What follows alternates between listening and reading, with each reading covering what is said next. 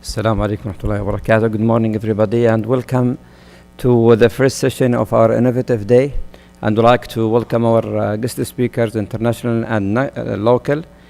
Our first speaker is our CEO, Dr. Abdullah AlAmro, who obtained his MBBS degree from King Faisal University, and he did his core training in radiation oncology in Ottawa, and obtained his fellowship at McGill, where I met him I don't want to say when.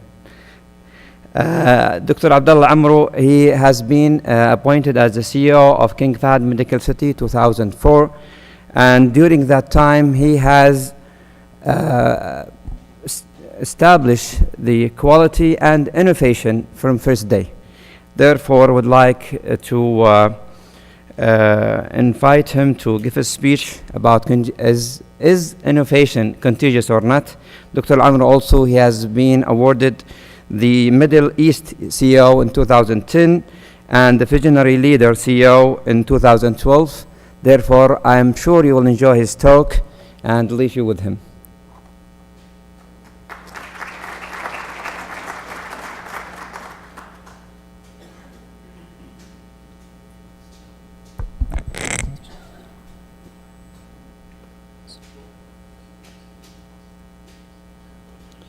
Bismillah, alhamdulillah, wassalatu wassalamu ala rasulullah. First of all, it's not a secret. I met actually Khidr last year only, so it wasn't far away. And I'm really excited and happy that, even the start, Saleh brought some innovative ideas of drawing people toward this, excellent conference.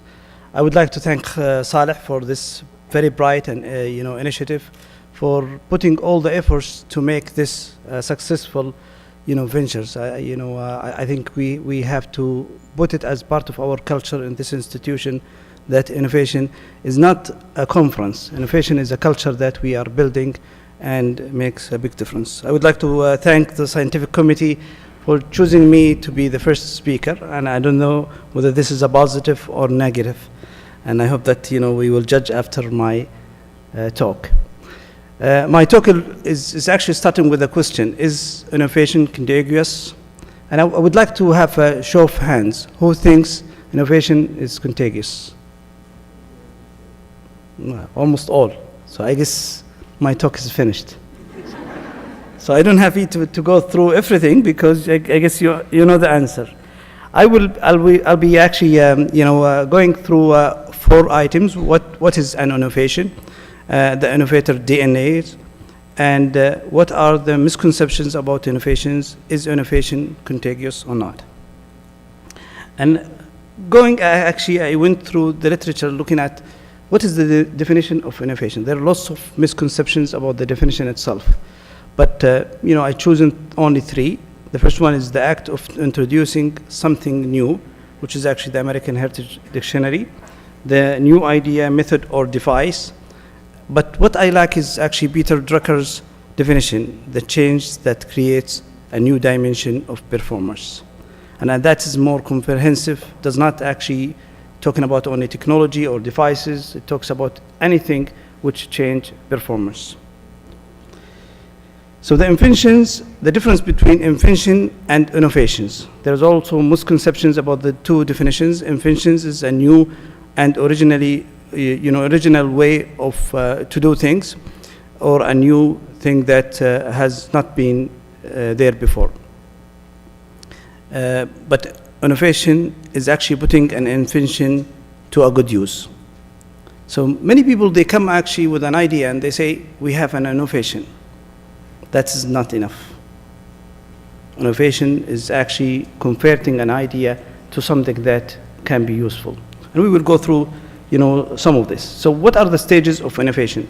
There are 3 stages of innovations: inventions, translations, and commercializations. Even if you want to go in depth on this, how can you move an idea toward an innovation? It starts with an idea, pitch, proof of concepts, prototypes, plans, acceptance of risk, commitment, executions, and then innovations. So the question, where good ideas die. I will tell you, there are lots of thousands and millions of good ideas, But it's not important how many good ideas you have. It is important how many good idea you implemented. So moving from an idea to an innovation, it needs a process. Many people, they don't know the process. They don't understand the process. They don't understand how you can convert an idea toward an innovations. I was actually extremely lucky during my past years that I went actually to China 6 times, not because of anything, but because I wanted to convert an idea to a product. I wanted to see how can we move an idea, a simple idea, where actually you can produce a prototype and you test the prototype and disseminate the prototype and then see the effect of your idea.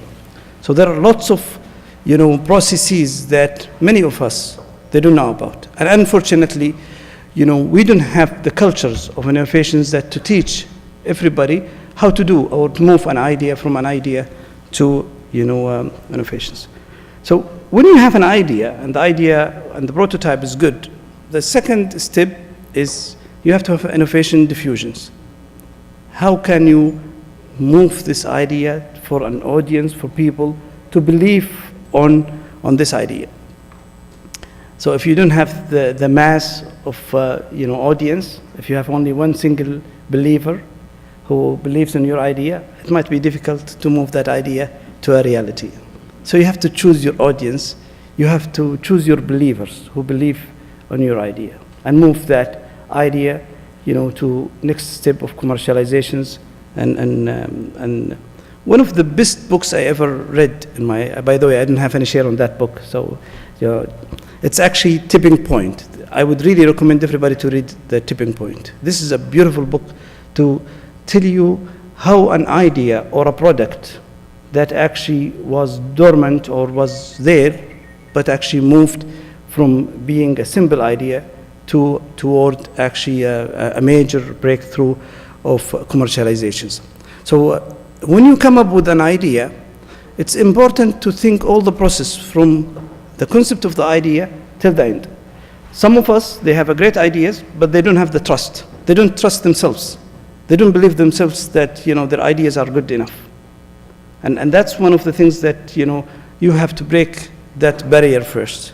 And then they don't know the processes of how you move an idea to actually moving in the steps to the innovations. And I always say that innovation is actually, it's a process, complete chain of processes. So it's not the idea itself. I remember in 93, 94, we started when I was in Canada about a simple, social media connectivity between friends. We were actually in Canada, we were connecting together, we chat together at that time.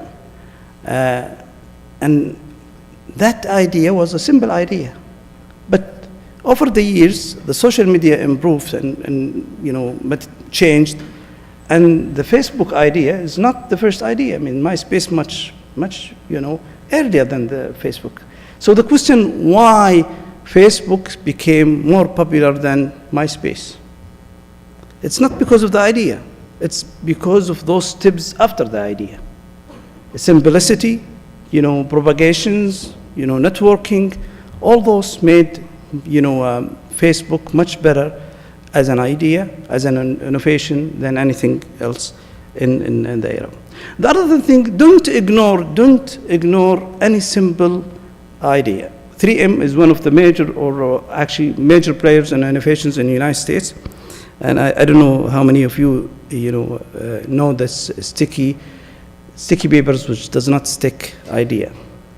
It's very interesting because it was a technical mistake. 3M is a company which produces glues. They produce a glue, but unfortunately they discover that the glue does not glue. So which is interesting, why would you have a glue which does not glue? So they had two choices. One is that it's a failure. They throw it, and they actually blame everybody. And somebody came with the idea, say, well, it might be an opportunity here. Why don't we have a paper, a sticky paper which does not stick? So we put those small yellow stickers that have the glue, and then we stick it in anything. And then if you want to remove it, you remove it. So they came up with this simple, very simple idea, but became a breakthrough, became one of the most breakthroughs at that era of a simple idea, moved to, something. And this is where we say, in anything we do, there's an opportunity. Even mistakes we do, there are opportunities. Look at it, but just go out of your way of thinking, and then we will have, great ideas.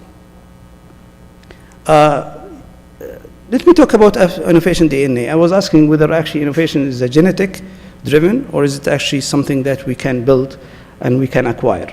The ability to think creatively is 1/3 genetics and 2/3 acquired skills. And the reason for that, I always think, if it is genetics, so people who are innovators now should be the children of Edisons and Newtons and others. And they are not, because I don't know who was actually the children of those innovators.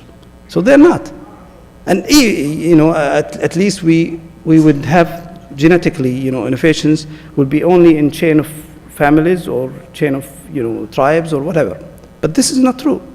It's actually innovations comes 2/3 from the environment. There is a genetic, component, for it, but actually we have to build that cultures. I'm sorry, this is in Arabic, but it actually says, very interesting, because this is Edison himself says that, 2% of his innovations, 2% of the innovations that he did is because of his intuitions. But actually 98 because of, his experimenting and trying to succeed. So just to tell you that any one of us here in this audience can be an innovators. I don't think we will be Edisons, but at least we will be capable of coming up with good ideas, and we can, implement them. And I would assure you that there are great ideas in this institution and around us, but we have not acted enough to build this idea and move it toward, toward success stories. So the theories of innovations is specific instruments of entrepreneurships, the act that, endows resources with a new capacity of creating wealth. This is a Peter Drucker. So one of the advice is you have to be disruptive thinker. And I always think about actually whether personality has an effect on innovations or not. And I would tell you that, there are lots of, personalities, traits, and there are actually lots of schools of how you actually assess personalities. But one of them that I like is actually, there are actually 5 types, and one of them is neutral. Neutral is a person who actually loves the status quo. He's a follower. He's a person who's like the quiet. He doesn't want to. That person will not be an innovator. On the other extreme, you have the decisive person who, make decisions. And if you want to be innovative, you have to be in the decisive arm, because one of the things that you have to do is challenge your status quo. Sometimes I ask people, when you go from home to work, do you use the same route every day? And if he says yes, I think you probably will not be innovative. So you have to challenge yourself. Every day come with another way, because you're going to discover different things. You can discover actually in your way, things that you probably have never seen before. So you have to have radical and disruptive way of thinking. Innovative people have creative intelligence, engage in, both sides of the brains, and they actually leverage in their 5 discovery skills. What are the 5 discovery skills? Associations, questioning, observing, experimenting, and networking. And we can see clearly, institutions with the creativities and innovations, the CEO spend 50% of his time looking at actually innovations. CEOs who are, just looking at, the day work without innovations, the institutions will not be creative. So let's look at each part of it. Associations, ability of successful connecting seamless, unrelated questions, problems, and ideas from different fields. And if we go to any innovation happened, innovators, you will think that they have very strong associations. They look at things and, associate things together, and, you would always question, for example, why would actually have audience in this side more than this side? you know, does it mean more female than male audience? Probably females are more innovative than male. They are more interested in innovations. So you have to ask those questions always and associate anything you see. So people, you know, when I went to medical school a long time ago, one of the things which I learned, if you want to be a good doctor, as soon as you get into any room, you have to think, you know, you have to be observant. You have to, you know, associate things together. So when you see a patient, before the patient talks, you probably would actually diagnose him because you will observe what's going on and, you know, even the way he sits, he stands, talk, and everything. So some people actually look at the numbers, but they don't, you know that those numbers, they don't work. They would just look at it. They don't even observe and associate what's going on. And I think one of the things that we have to think is questioning. You have to ask questions. One of the things which is really bad about certain cultures, that when actually the child asks questions, they say, you guys, you are just bothering us. Don't talk, don't ask. That's a bad thing. I think you just let him talk. Let the child ask questions. The important is difficult jobs is never finding the right answer. It is finding the right questions. I think we should always find the right questions. Constantly asking questions that challenge the common wisdoms. Why not, what if? And imagine the opposite. Just get out of your daily and get out of your box and think creatively. One of I'm sorry also this is in Arabic, one of the best scholars in Islamic history was actually extremely young and he was so knowledgeable. He was asked, why were you, or how did you get this, you know, knowledge and wisdom? His answer was so simple that, you know, continuous asking and depth understanding. So the questions asking why, when you see anything, why we're doing it this way? Why is there another way of doing it? And then go in depth. You know, when we have other answers or you have those answers, go in depth and find out, can we do? The other thing, observations or observing is produce uncommon business ideas by scrutinizing common phenomena, you know, particularly the behavior of potential customers. So always observe. Just keep your eyes open and look around, see the people, see actually, you know, the processes, see the behaviors, and be observant. I think this can actually create a very innovative environment. Who can use, just looking at this, what do you see? Any volunteer? I cannot hear you.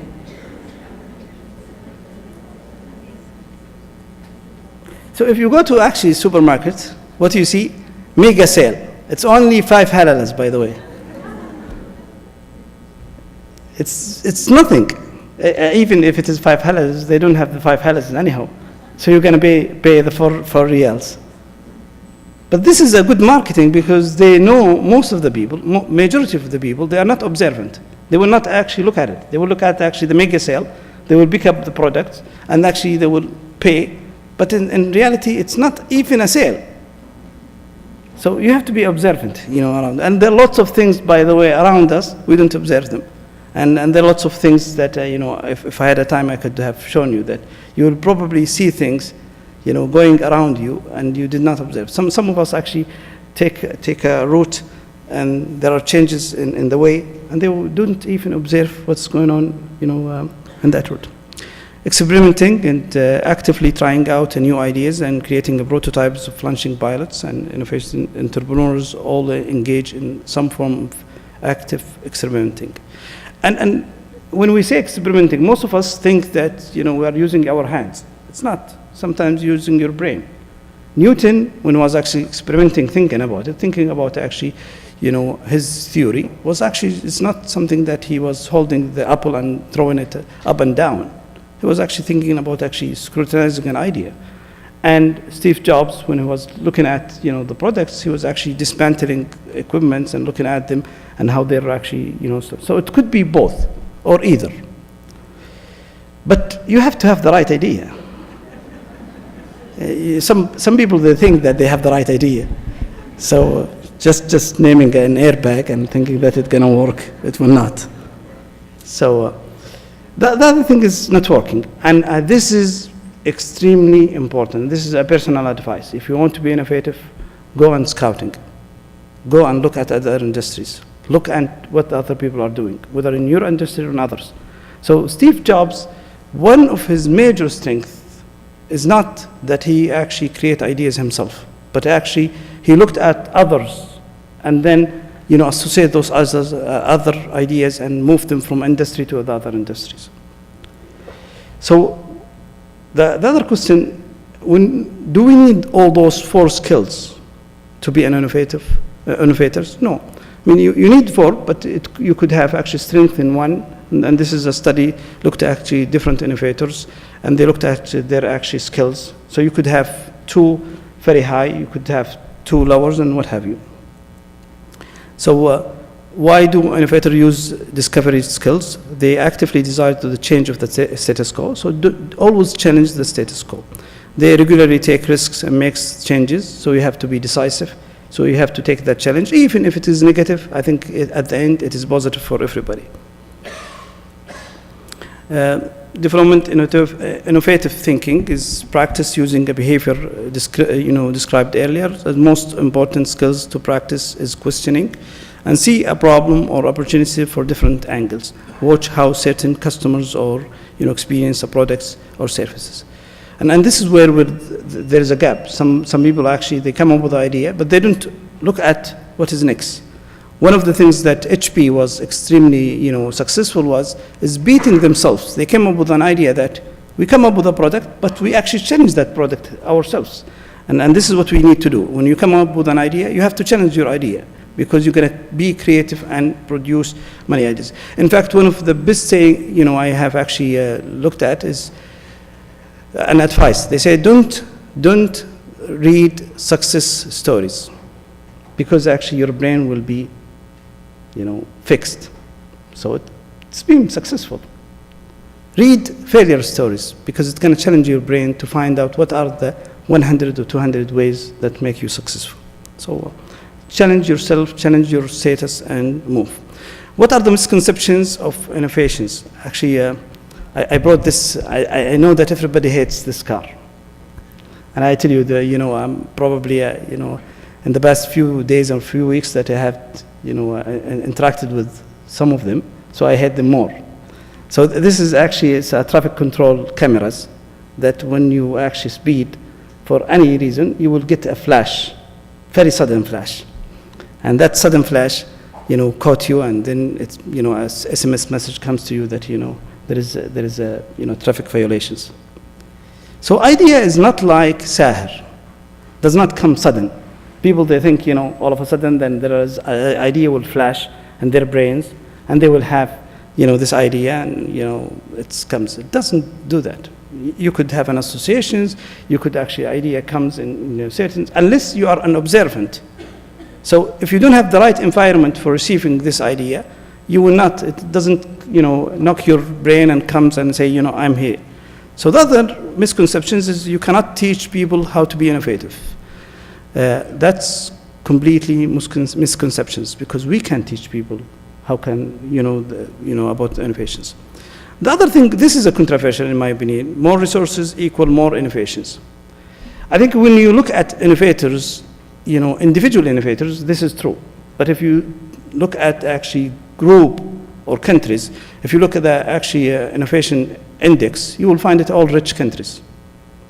Not because the people in rich countries are smarter than the people in the poor countries. I think because, as I said, 2/3 is environmental, 2/3 is a culture that are built, resources that put for the innovators to move their ideas from ideas to inventions. But actually, there are very smart ideas came from poor countries, and we can name lots of them. The other thing, many people they think that innovation means technology.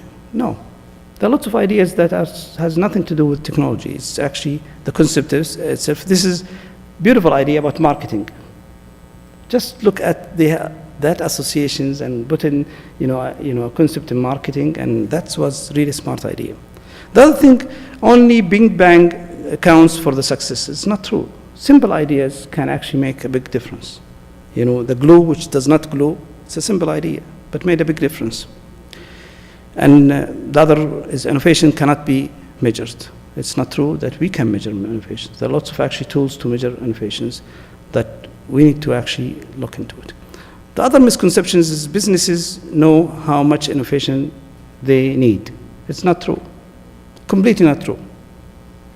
So in fact, medicine, for example, I always say, and I know that our colleagues, the doctors, that will not like me for this, but medicine did not improve because of doctors. It is improved because of engineers. And the future, medicine will change because of biologists, not because of doctors. Because of the innovations of engineers, of computer science, moved the health science much better than what it is 2 or 3 decades ago.